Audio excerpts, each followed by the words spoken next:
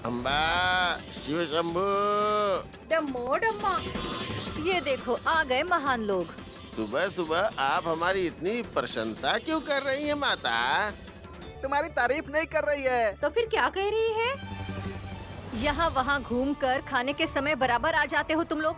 आप नहीं खाती हैं क्या बुआ जी? ऐसे क्यों बोल रही हैं? अभी सिर्फ खाने की बात नहीं हो रही। जब नैनी ने इस घर से इनकी माँ विशालाक्षी को भगाया था, तब उसका इल्जाम इन पर ना आ जाए इस बात से डरकर ये लोग यहाँ से भाग गए थे। लौट कर वापस क्यों आए हो, ऐसा पूछ रही है धुरंधरा।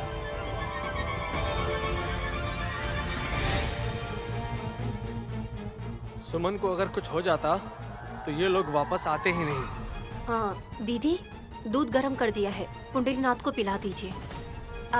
ठंडा होने दो बहन, उलूची को भी पिला दूंगी। नहीं भाभी, सुमन खुद पिला देगी। नहीं तो वो हर किसी पर शक ही करती रहेगी। अच्छा हुआ मैंने केस नहीं किया, इस बात की खुशी मनाइए आप। सुमन, इस घर की इज्जत उछालने की कोशिश भी मत करना प्लीज। किसी की जान जाएगी तो चलेगा, लेकिन इज्जत नहीं जानी चाहिए ना। ओम श्री माता। नमस्ते स्वामी। कौन किसका प्राण लेना चाहता है सुमन? दूध में जहर मिलाया था स्वामी जी। किसने? विशालाक्षी ने। ऐसा क्यों लगा तुम्हें? वो कुछ भी सोच सकती है। स्वामी, ऐसा है कि सुमन के साथ जो हुआ वो नैनी ने जानते हुए भी नहीं बताया। ये सोचकर सुमन उस पर नाराज है। और ये सब विशालाक्षी और नैनी ने किया है। इस बात पर इस घर में सबके बीच झगड़ा हो रहा है गुरुजी। स्वामी जी, ये बात मुझे पहले क्यों नहीं दिखाई दी? बस उसी के बारे में सोच रही हूँ। न्याय और अन्याय के बारे में सोचने वाली विशालाक्षी देवी, उन्होंने दूध में विष मिलाया है, ये बात जानते हुए पता नहीं चलने दिया तुम्हें।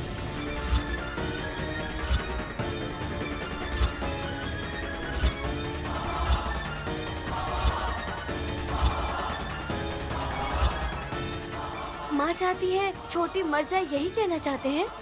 जब इंसानों को पसंद नहीं है तो भगवान को कैसे पसंद आएगा? ऐसा क्या हुआ स्वामी जी? नैनी को पता नहीं चला, इस वजह से इसकी सगी बहन मर जाती ना। पराये लोगों को बचाने वाली नैनी बहू ऐसा होने से अपनी सगी बहन को भी रोक नहीं पाई। जैसी करनी वैसी भरनी, ये बात तो इस पर लागू होती है। दुलैया, घर के मामले में क्यों बोल रहे हो?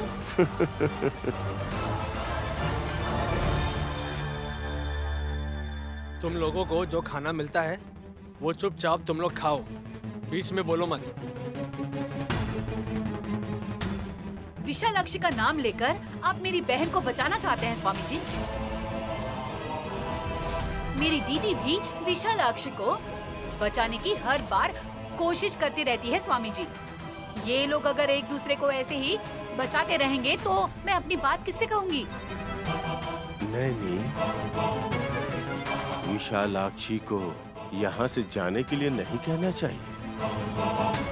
तो गुस्से में सब उसके साथ पता नहीं कैसा व्यवहार करेंगे, इसी डर से मैंने उसे यहाँ से जाने के लिए कह दिया। स्वामी जी, अब आप ही बताइए और मैं क्या करती? सुमन के प्राण लेने के बारे में इस घर में कोई नहीं सोचेगा। अभी वो यहाँ नहीं है तो इसका मतलब विशालाक्षी ने ही ये सब किया है, छोटी को लगता है। यहाँ जितने भी लोग हैं उन्हीं में से किसी ने दूध में विष मिलाया। कुछ समझा नहीं स्वामी। हम में से कोई मारना नहीं चाहता और हम में से ही किसी ने किया है। आप ऐसा बोल रहे हैं? किसने किया है? सीधे सीधे बताइए ना स्वामी। विष ने ही विष को मिलाया है।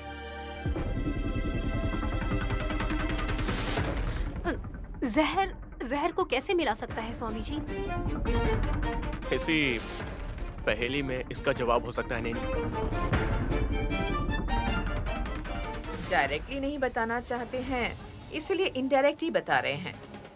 वो इंसान कौन हो सकता है? मुझे पता है।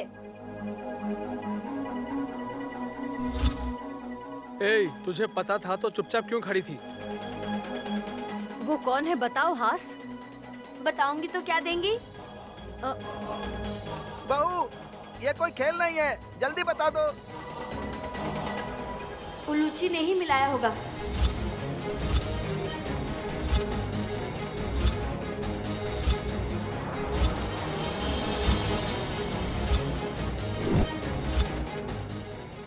डम्मो डम्मा, वो छोटी बच्ची पर आरोप लगा रहे हो? तुम्हारा मुंह, कुछ भी बकवास करती रहती हो बस। उसके पास मुंह है और तुम भी है। वो किसका है?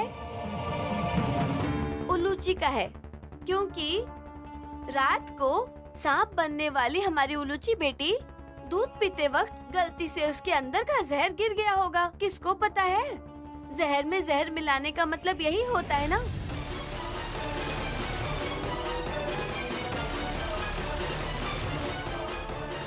भाभी की बातों में लॉजिक तो है, फिर भी थोड़ा डाउट लग रहा है। ब्रो, मुझे नहीं लगता कि उलूची इस तरीके की हरकत कर सकती है, क्योंकि आप ही देखो भाई, रात को बचा हुआ दूध उलूची को ही पीना पड़ता है सुबह। तो आप ही बताओ कि वो ऐसा क्यों करेगी? वो बात तो है। उसके बाद अगर उसकी माँ दूध पीने वाली होगी तो वैसा कर सकती है क्या? सुमन बहू ही पीने वाली है, उलूची को पहले से पता था।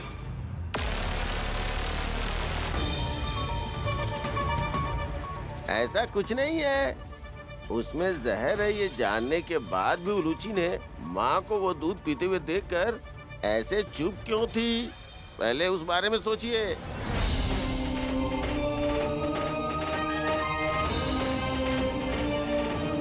इसका क्या मतलब है? हाँ, लेकिन मैं तो समझ गई। तुम्हें छोड़कर किसी को समझ में नहीं आ रहा है। क्या समझ में आए दीदी आपको? जिस इंसान के दिल में जहर है वही ऐसा कर सकते हैं। हासिनी सत्य को सामने लाना चाहती है। मैंने कहा था ना, मेरे अंदर पर्सनालिटी नहीं है, ताकत भी नहीं है, लेकिन मेरे पास दिमाग बहुत है। बस करो। कल सुमन पूरा दिन रो रही थी। उसे कौन मारना चाहता है, ये बात अभी इसी वक्त सबको पता चलनी चाहिए। स्वामी जी, सांप जैसे जहर को गलत स्वभाव वाले ही उसका इस्तेमाल करते हैं। जहाँ सब लोग एक दूसरे पे इल्जाम लगा रहे हैं, उससे अच्छा आप खुद ढूंढने की कोशिश करिए। बताऊं क्या सुमन?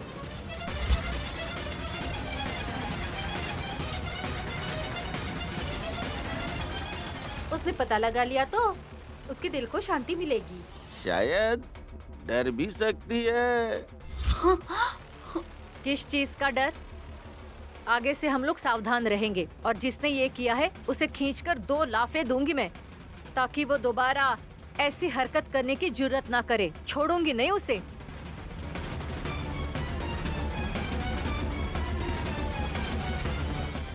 बताइए स्वामी जी, अच्छा हुआ कि आप आ गए हैं, नहीं तो ये फिर से विशालाक्षी के ऊपर इल्जाम लगाती। और सिर्फ इतना ही नहीं, इसने भाभी को भी नहीं छोड़ा है। दूध में जहर मैंने ही मिलाया था। अगर ये बात सबको पता चल गई तो सब लोग मुझसे नफरत करेंगे।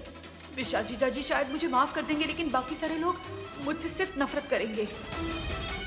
गुरुजी, वो कौन है बताइए, आप जल्दी बता दीजिए। आज मैंने तय किया है कि मैं उसे किसी हाल में नहीं छोड़ूंगा। ए दूर, स्टूल लेकर आओ, मैं उस पर चढ़कर दोनों गाल में लाफा मारूंगा। बताऊं क्या सुमन? मत बताइए स्वामी जी। ये क्या बोल रही है छोटी? वो इंसान कौन है शायद तू ये जानना नहीं चाहती है। हम जानना चाहते हैं। तू सिर्फ उस बच्ची पर ही नहीं बल्कि हमारी बहन नैनी पर शक कर रही है, पता है। हम चुप नहीं रहेंगे। गुरुजी, आप बताइए कि वो हरकत किसने की है?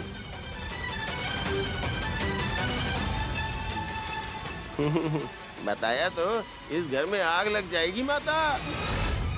उनको सिर्फ पीटूंगी नहीं, उनकी जान निकाल लूंगी। आप मुझे जानते नहीं।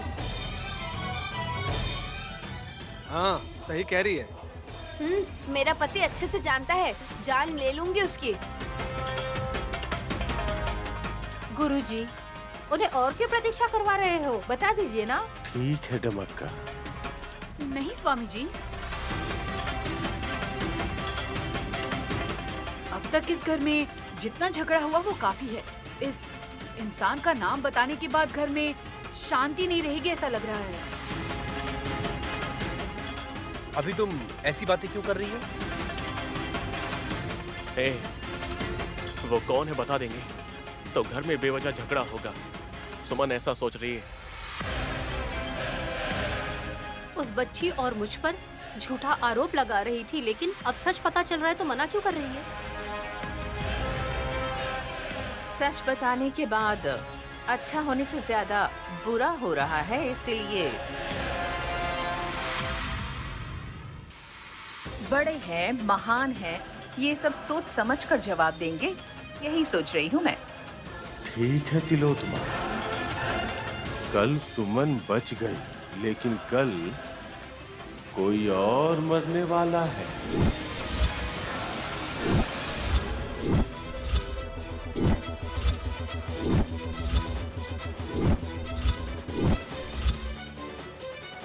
स्वामी जी, अब कल कौन मरने वाला है? नैनी, तुम्हें पता चल जाता है ना? बताओ ना। मुझे समझ नहीं आ रहा है बुआ जी।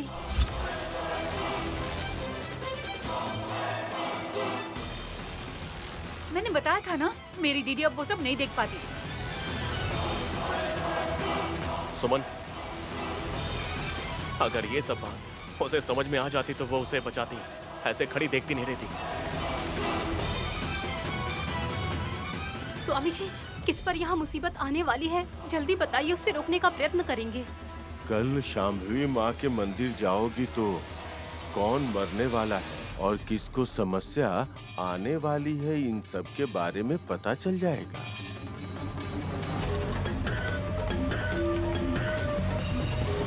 अरे अखंड स्वामी जी, अखंड स्वामी जी, हमें बचाइए। आप ही हमें बचा पाओगे? अखंड स्वामी जी बचाइए, बचा लीजिए।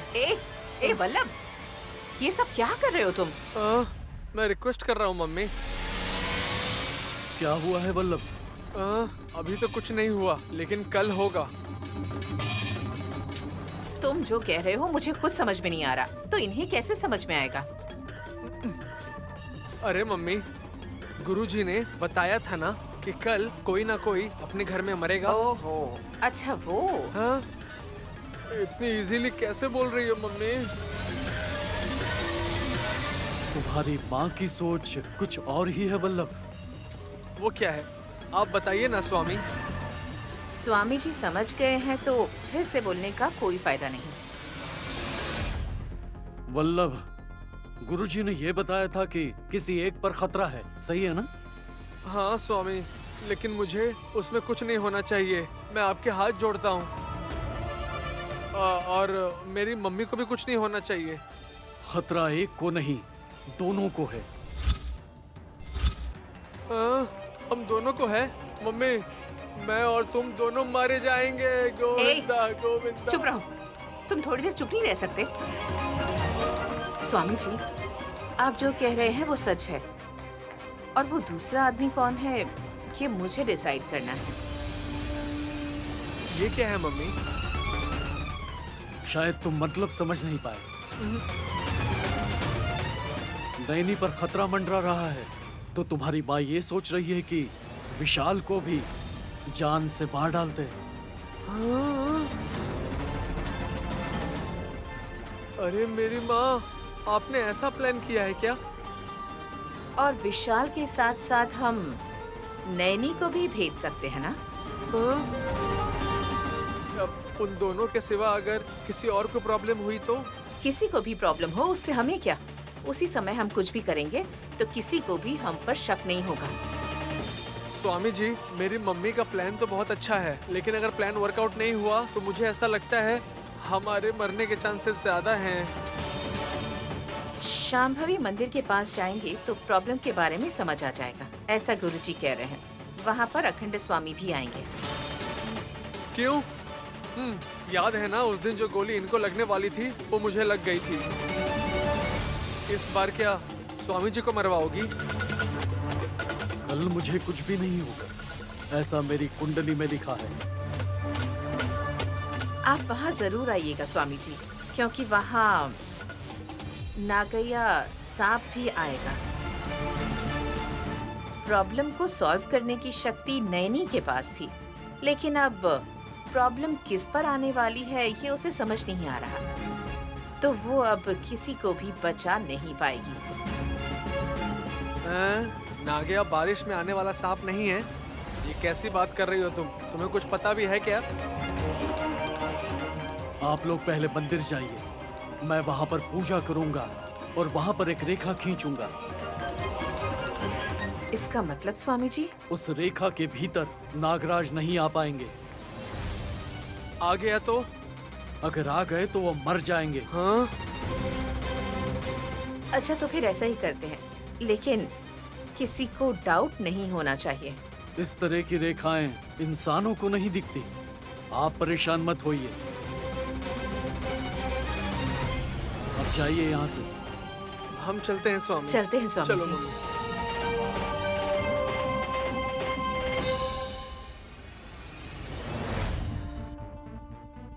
मम्मी, कल मंदिर में हमें क्या करना है वो हमने पहले ही डिसाइड कर लिया है ना? तो फिर तुम क्या सोच रही हो? खाना खा लिया क्या? पेट भर के। शाम को ही तुमने स्नैक्स खाया था, तो फिर दोबारा खाना क्यों खाया? हाँ, नहीं खाऊंगा तो नींद नहीं आती है ना। ऐसा ही मेरे साथ भी है, अगर कुछ नहीं सोचूंगी तो मुझे भी नींद नहीं आती। कल के लिए जो प्लान कर रहे हैं वो कोई छोटा मोटा प्लान नहीं है। हम जो करने वाले हैं अगर वो नैनी को पता नहीं चले तो फिर हम सेफ है ना। मैं हमारी प्रॉब्लम के बारे में बात नहीं कर रही हूँ वल्लभ।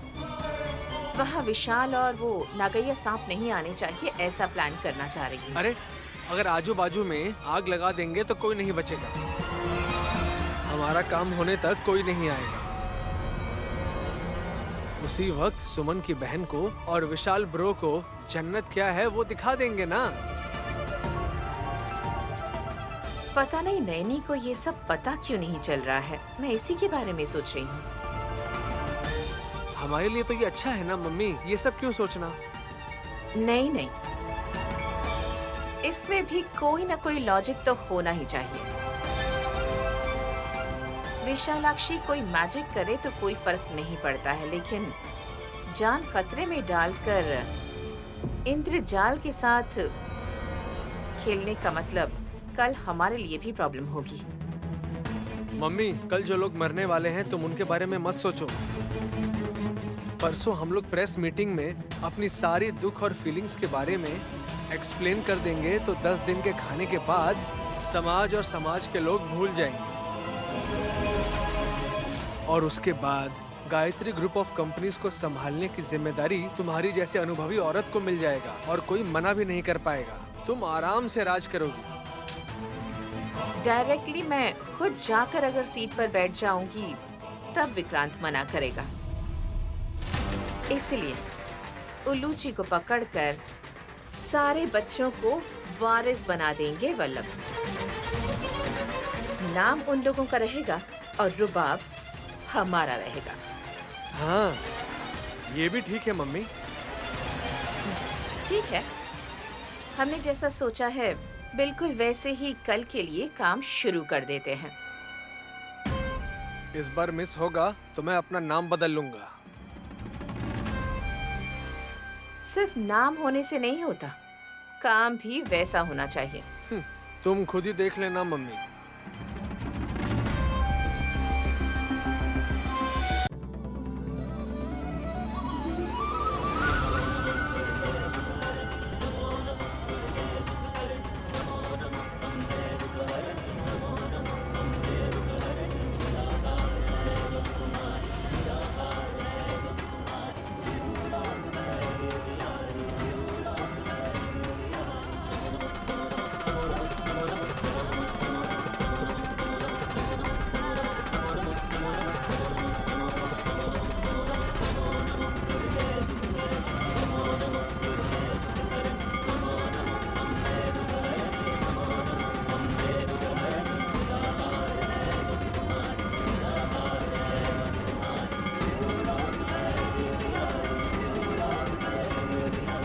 देखो पहली बार मेरा पति भी काम कर माँ रहा के लिए है। काम करेंगे तो अच्छा ही होता है ना भाभी।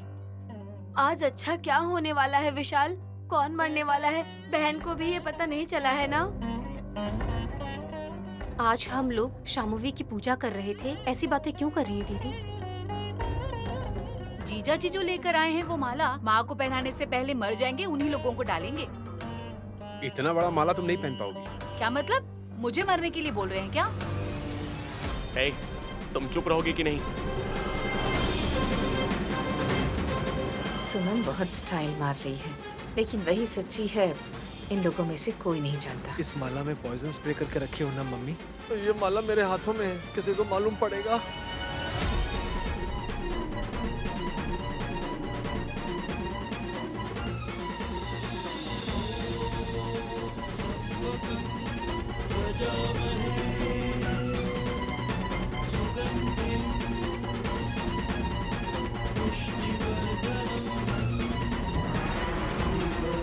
तो मुझे मार डालेंगे मम्मी। मैं तुम्हें कैसे मरने दे सकती हूँ? चलो।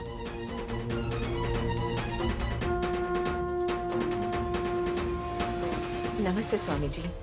नमस्कार गुरुजी। नमस्कार स्वामी जी। माँ का आशीर्वाद तुम सब पे सदा बना रहे। अब हमें कौन सी माता बचा पाएंगी ये नहीं पता है गुरुजी।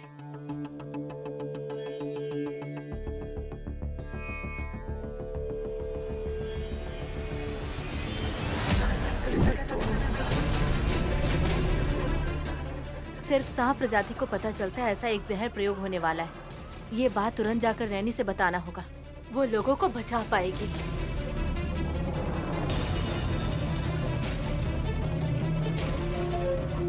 विशालाक्षी माता द्वारा दिखाए गए रास्ते पर ही सब लोगों को चलना होगा। नागराज अंदर न आए, इसलिए मुझे कुछ न कुछ तो करना ही होगा। इसलिए मुझे इस मंदिर के चारों ओर अग्नि रेखा बनानी होगी।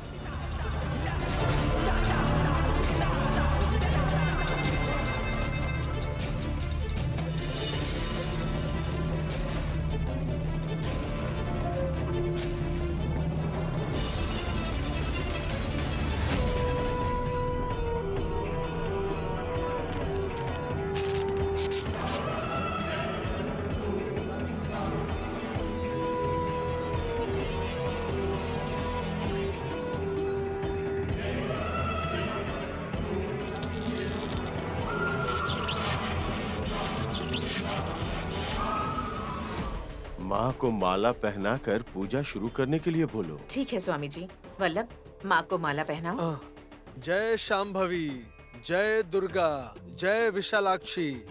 माँ, आप हमारी रक्षा कीजिए और हमारे सारे तकलीफों को दूर कीजिए। अरे पहनाओ ना।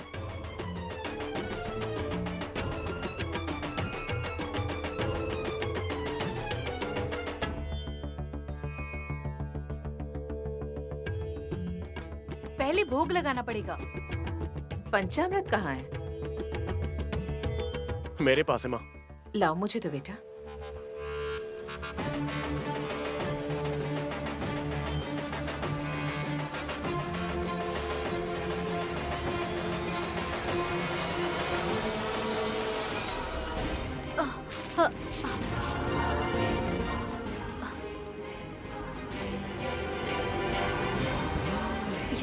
ये सब किसने किया होगा?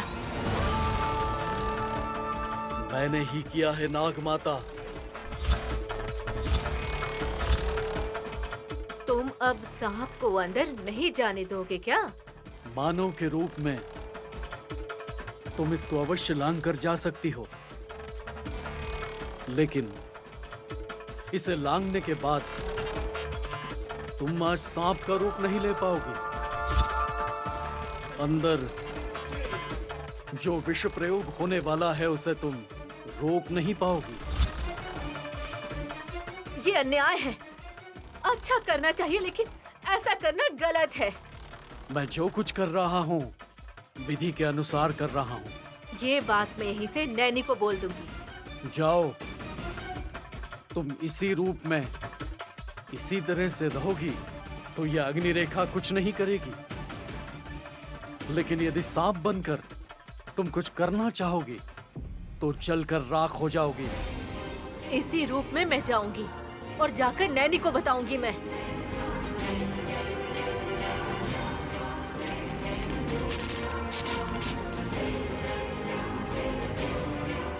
सासू, आप क्या प्लान करके आई हैं?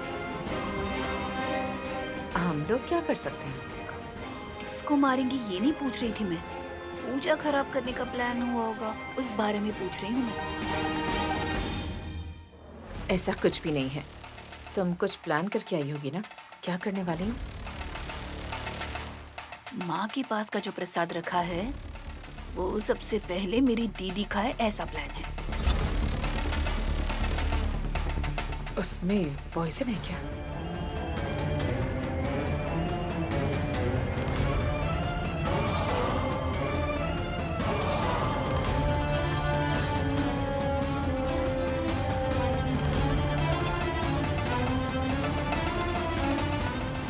बड़ी माँ यहाँ क्यों आ रही है?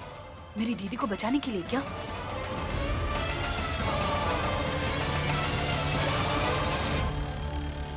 माँ, हमारी रक्षा करने के लिए कृपा बनाए रखिएगा। मुसीबत किस रूप में आएगी ये नहीं समझ में आ रहा।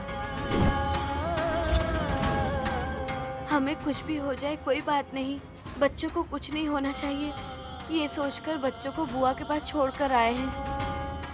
भाभी, नसीब में जैसा लिखा होगा वैसा ही होगा। स्वामी, नैनी को ये सब पहले से पता क्यों नहीं चल पा रहा है? माँ का इरादा होना चाहिए, या फिर समस्या किस तरफ से आने वाली है इसका अंदाजा होना चाहिए।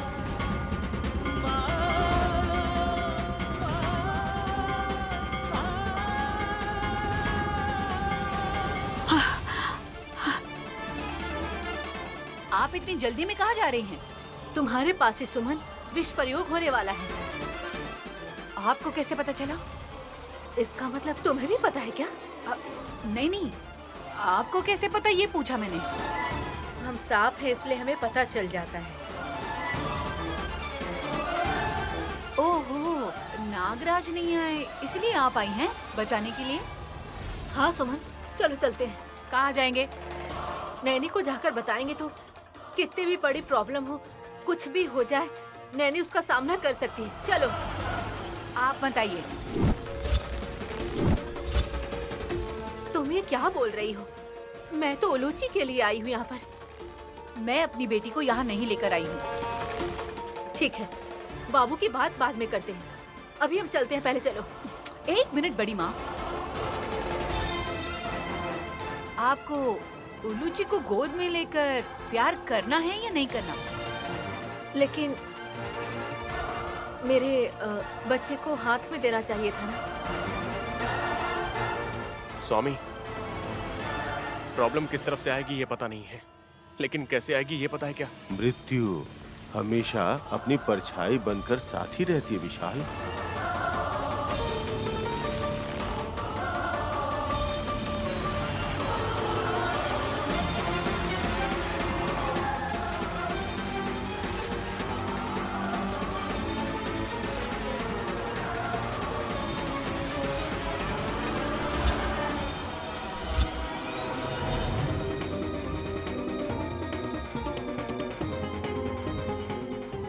मम्मी,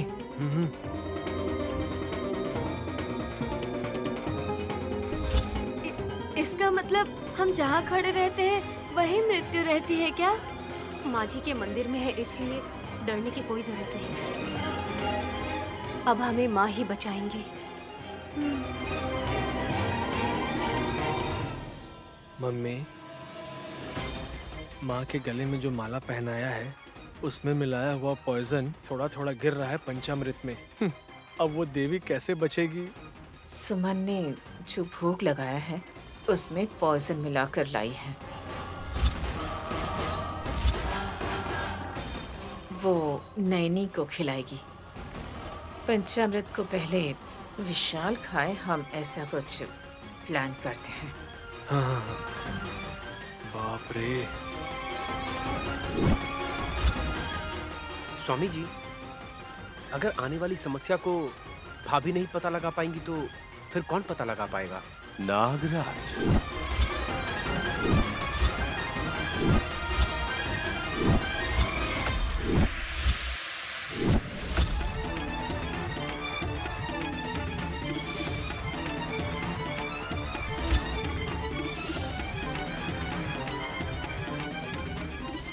उल्लूची बच्ची को पूरा दिन आपके पास रखकर अच्छे से खिलाना, ठीक है? सच बोल रही हो क्या सुमन? उलूची को कब दोगी? कब मतलब अभी नहीं, आने वाली पूर्णिमा में दे दूंगी। बहुत अच्छी बात है। चलो फिर चलते हैं। आप मेरी दीदी के पास नहीं जाएंगी तभी मैं उल्लूची बच्ची को आपके पास दूंगी।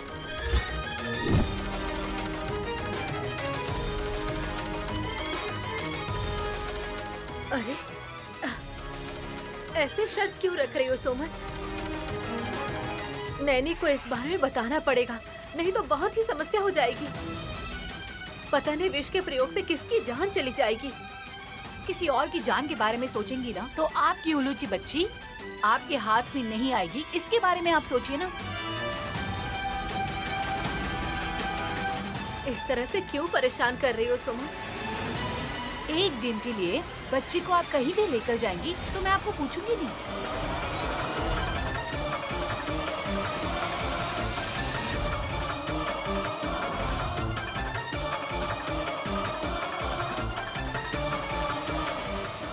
अरे ये सुमन कहाँ गई है? छोटी कहाँ गई होगी? मैं कहाँ जाऊंगी दीदी? समस्या आने वाली है ये सोचकर हम डरे जा रहे हैं, और तुम कहाँ चली गई थी? लड़कियां हर बात नहीं बता सकती।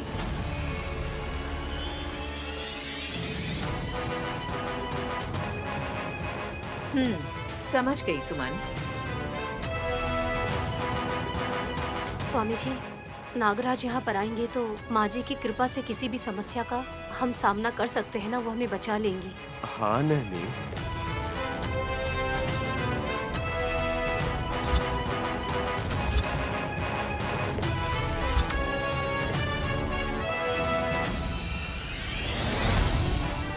अरे उलूची के प्यार की वजह से मैं वहाँ जा नहीं पाई। शायद मैं यहाँ गलत कर रही हूँ।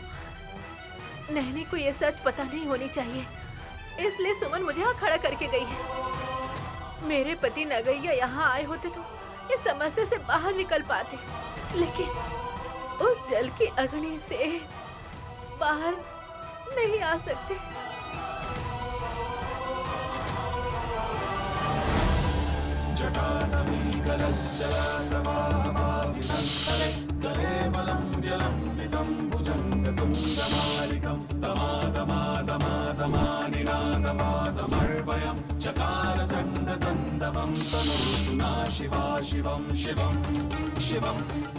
क्या हुआ नागैया? मेरी शक्ति कितनी है ये देख रहे हो क्या?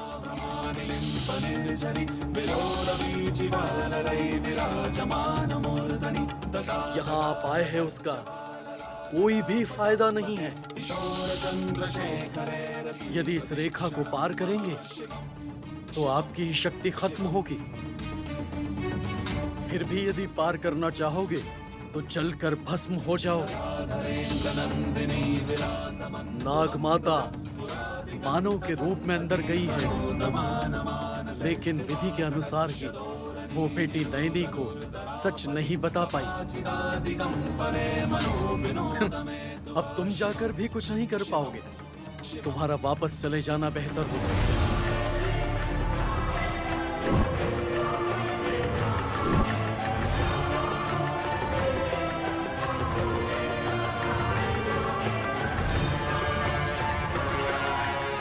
चला गया बेचारा। बेटी नैनी, देवी माँ को आरती देकर प्रसाद ले लो बेटी। ठीक है स्वामी जी, प्रसाद देने वाली ये माँ हमें बचाएंगे, अब हम यही सोचेंगे।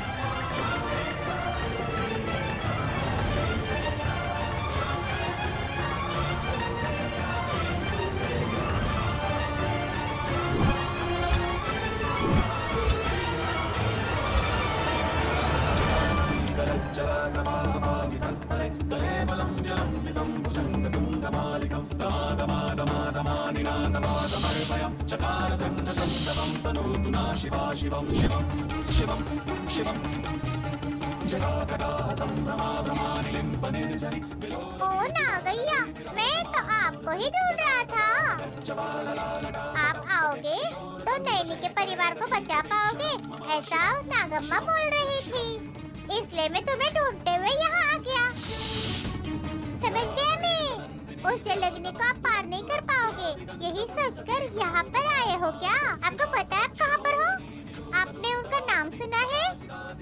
महाबलशाली राम भक्त हनुमान जी के यहाँ।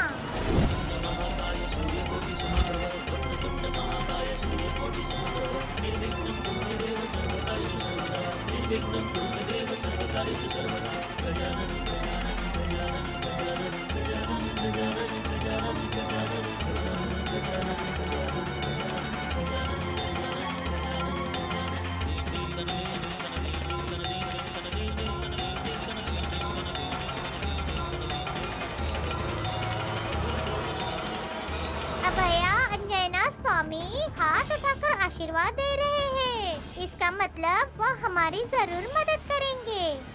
आप टेंशन मत लो। आपकी अगर जुबान होती तो आप भी उनके दिल के अंदर की बात बता देते। मारुति तो समझ जाएंगे। मैं अभी पूछता हूँ, देखो।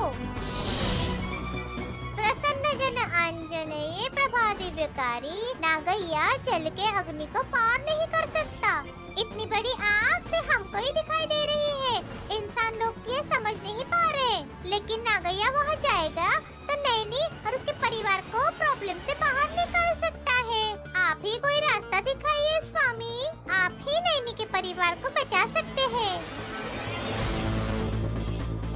हाँ, मेरी दीदी ने पहली आरती दी, इसीलिए उन्हीं को प्रसाद खाना होगा।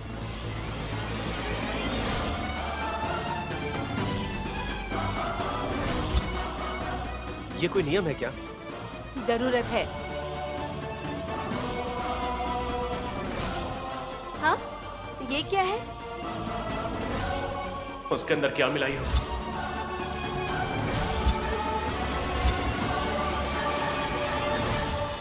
मुझे नागैया को उठाकर ले जाने की शक्ति मुझ में नहीं है।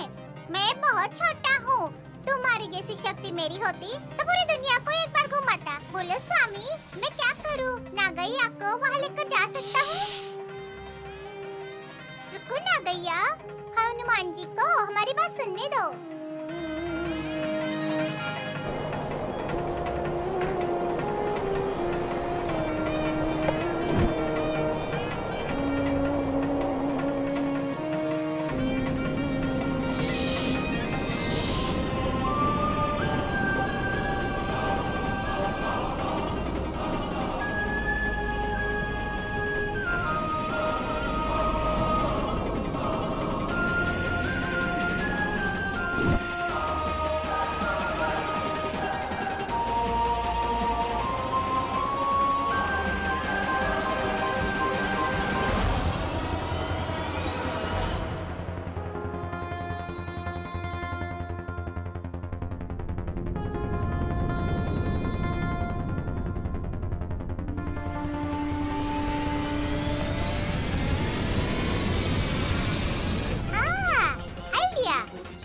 स्वामी ने रास्ता दिखाया है। ओ नागैया, आप इस पत्तों की रस्सी को मुंह में पकड़ के रखो। मैं इस रस्सी को पकड़कर उड़ जाऊंगा। ओ स्वामी, आपकी सारी शक्ति मुझे देने के लिए नहीं बोल रहा हूँ मैं। आपकी दुम के ऊपर जो बाल है, बस उतनी शक्ति मुझे देने के लिए बोल रहा हूँ। मुझे प्रसाद में ये दे देना।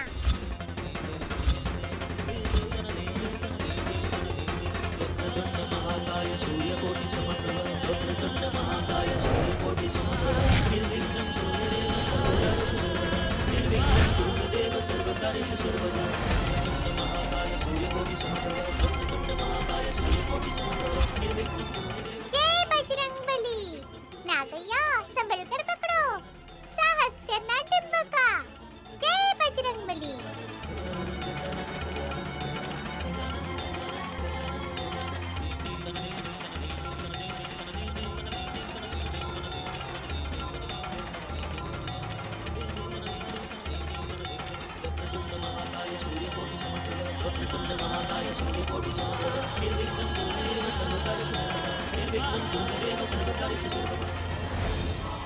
ये क्या विशाल, ऐसी बातें क्यों कर रहे हो तुम? मैं शक नहीं कर रहा हूँ माँ।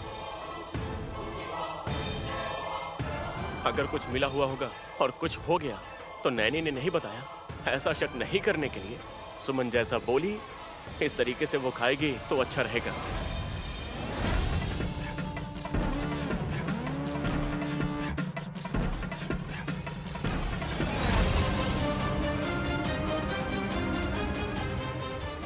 पंचामृत को आप भी ले लो ब्रदर। इसके अंदर क्या है उसकी पूरी क्लैरिटी आ जाएगी, वरना सुमन शक के मारे किसी को कुछ काम नहीं करने देगी।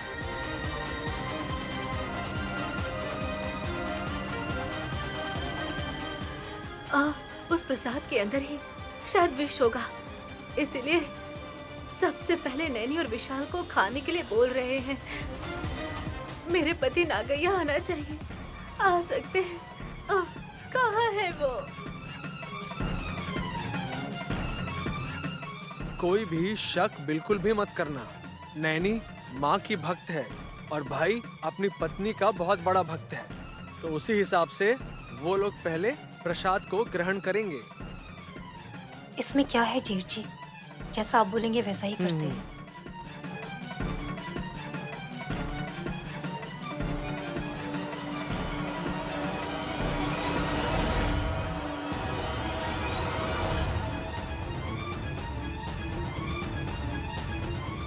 प्रॉब्लम आएगी ये सोच ही नहीं रहे हैं। मेरी सासू माँ और मेरा पति बहुत खुश लग रहे हैं। और कितने दिन जिएंगे हासिनी? जितने दिन जीने हैं उतने दिन खुशी खुशी रहना चाहती हूँ मैं। हाँ। तो फिर 10 मिनट के बाद तुम लोग मर जाओगे तो चलेगा क्या? यही मजाक करने के लिए हमेशा मना करती हूँ। ब्रो, अगर आरती लेना हो गया तो प्रसाद ले लेना।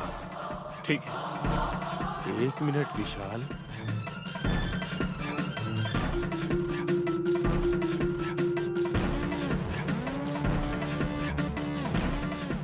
सब लोग यहीं पर हैं।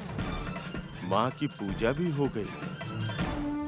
उस माँ की कृपा कटाक्ष ये सब तुम दोनों के ऊपर रहना चाहिए। इसीलिए तुम दोनों सबसे पहले प्रसाद खाना चाहते हो ना? ऐसा स्वार्थ हमारे अंदर नहीं है स्वामी। आप लोग जाहिर नहीं करेंगे तो भी सामने वाला ऐसा ही सोचता है।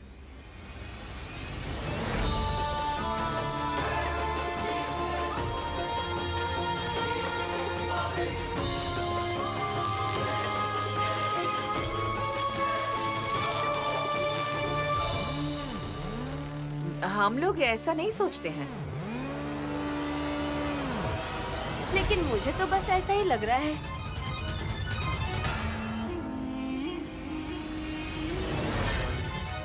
देख रही हो ना नैनी, हासिनी ऐसा बोल रही है। मेरी दीदी को कितना मानती है ये हासिनी दीदी, ये सोचने वाली बात है ना।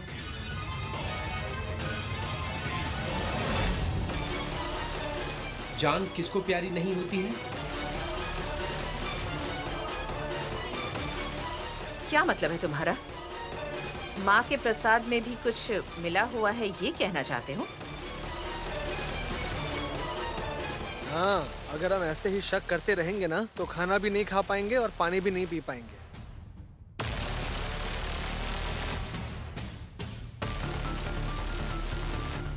क्या करना है ये तो स्वामी जी ही बताएंगे।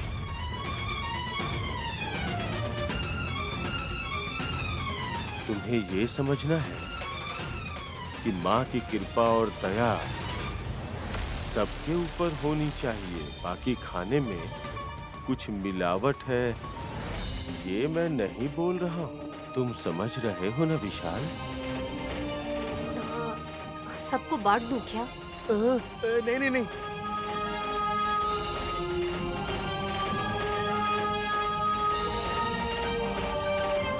ऐसा नहीं बोलना चाहिए राजा। ब्रो, माँ की कृपा और दया हर किसी के ऊपर होती है। माँ हर किसी को बराबर की नजर से देखती है। अभी आप क्या बोलना चाहते हैं? पति और पत्नी का मतलब ही जोड़ी है। तो तुम एक दूसरे को पंचामृत और प्रसाद खिला लेना, यही उचित होगा।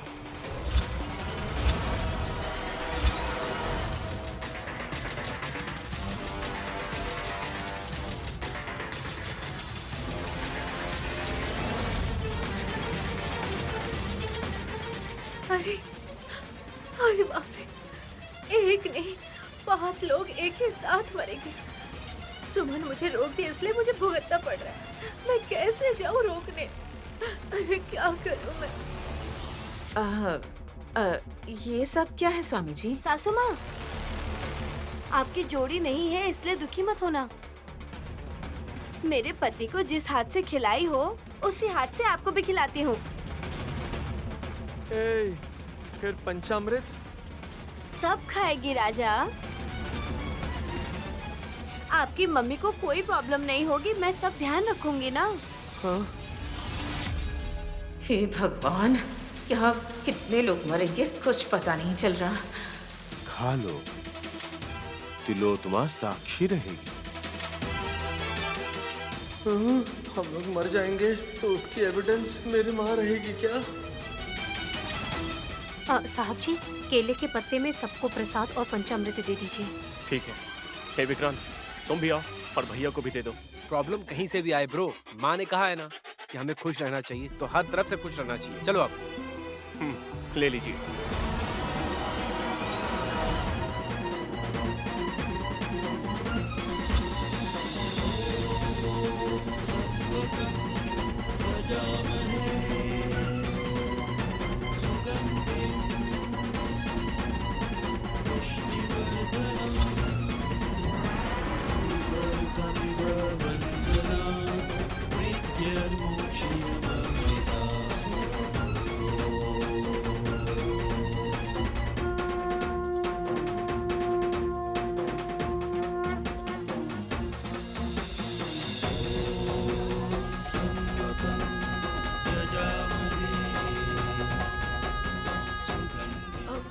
अगर अब मैं बताऊंगी कि उसमें पॉइजन है तो ये लोग मरेंगे बाद में, लेकिन पहले मुझे मार डालेंगे।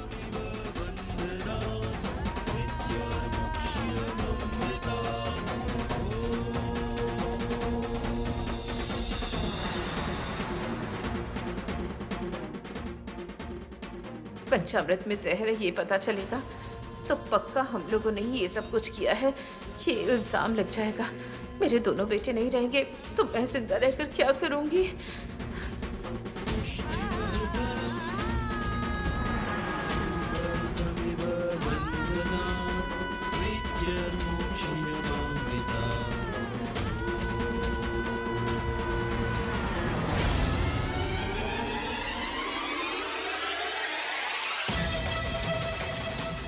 देख क्या रहे हो राजा? जल्दी आइए। आइए, प्रसाद दूंगी, जल्दी आइए। मम्मी।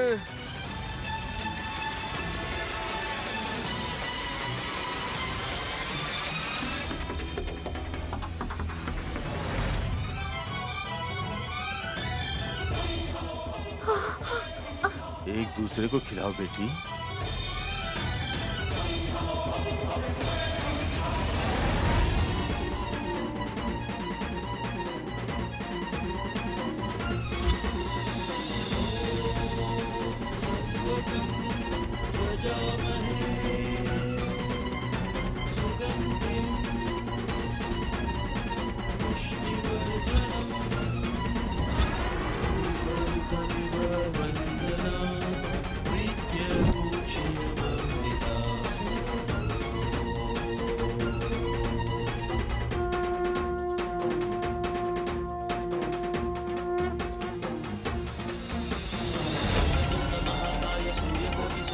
नैनी,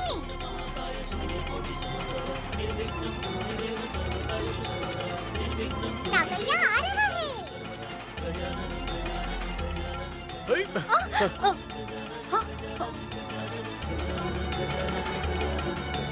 नागराज,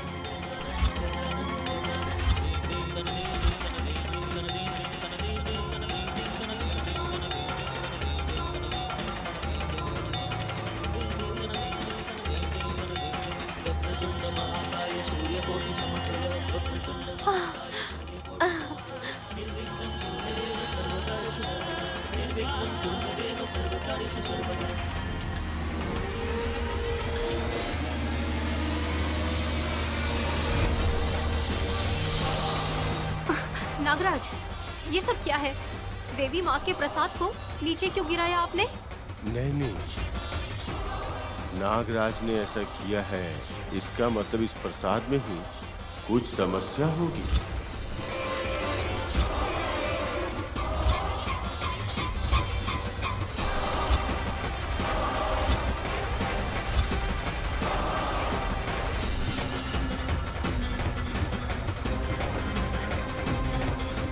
ऐसा बोलेंगे तो कैसे चलेगा स्वामी जी?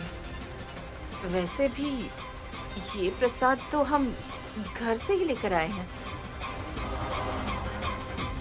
हम खुद की जान लेंगे क्या? ऐसे कोई करता है क्या? भैया, एक दूसरे के ऊपर गुस्सा करना छोड़ के जो भी हो रहा है अच्छे के लिए हो रहा है सोच के चलो। माने ये है जानबूझकर किया होगा, ऐसा करने के लिए कोई कारण होगा।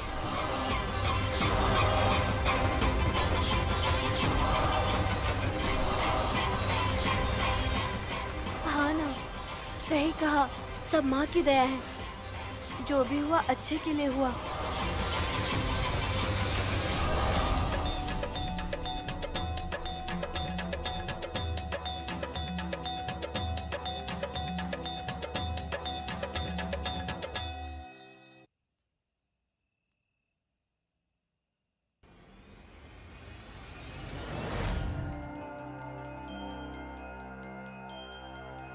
हाँ?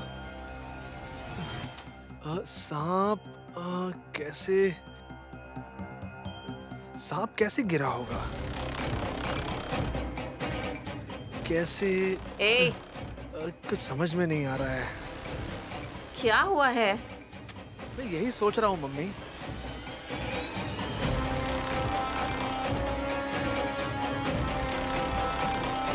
ड्रिंक पी ले क्या? No mummy.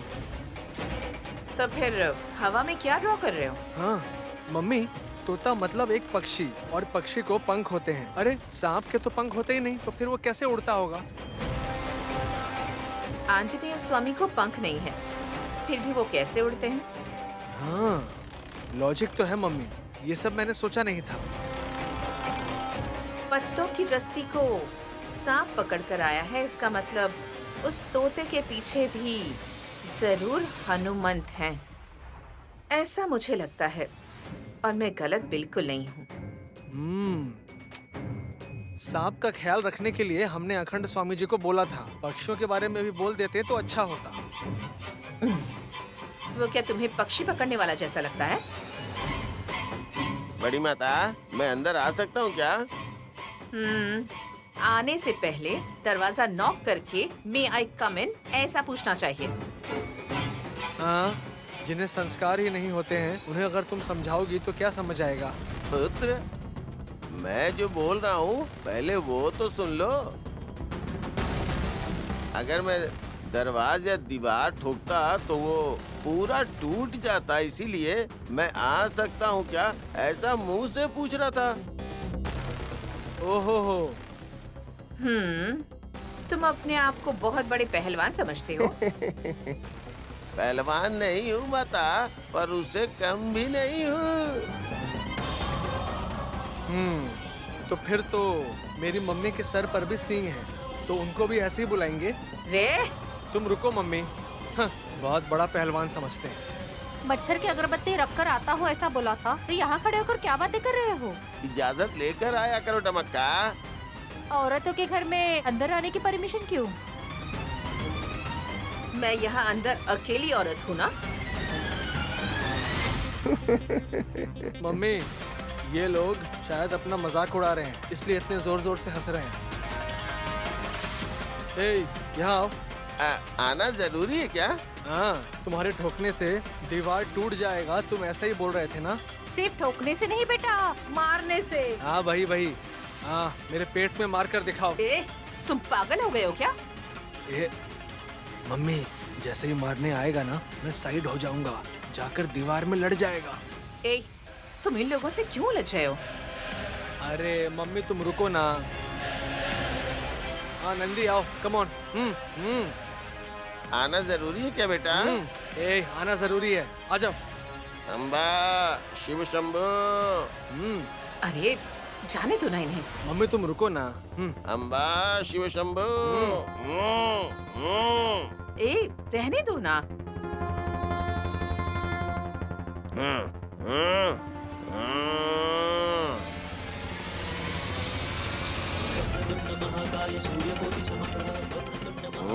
Mummy,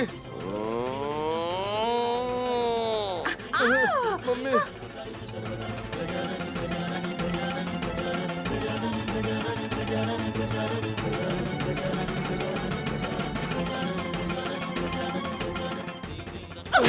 mummy. Idiot! मुझे इसके सामने लाकर खड़ा कर दिया। मेरा मतलब है, मैं साइड में होने वाला था मम्मी। अगरबत्ती ले लीजिए। तुम्हारी किस्मत बहुत अच्छी है बेटा। क्यों? अगर इसका सर तुम्हारे पेट में लग जाता तो? वो अगरबत्तियाँ तुम्हारे सर के ऊपर रखते थे बेटा।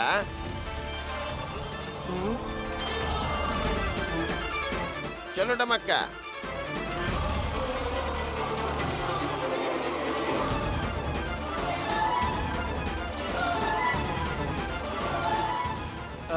इसका मतलब क्या है मम्मी? तुम मर जाते ऐसा कह रहे थे।